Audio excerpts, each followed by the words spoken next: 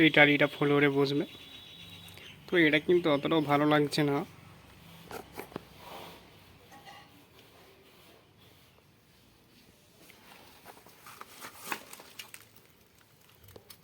কিন্তু ফ্লোরের টালিটা একটু গোলমাল লাগছে, এটা ভালো লাগছে না, দেখতেও বিচ্ছিরি লাগছে। যাই হোক, এটাই আনা হয়েছে, এটাই বসানো হবে। তো আজকে এই সরু ফ্লোরটাতে টাইলস বসানো হবে। এটা কিন্তু বেশি চওড়া নয়, এটা কিচেন রুম করা হচ্ছে।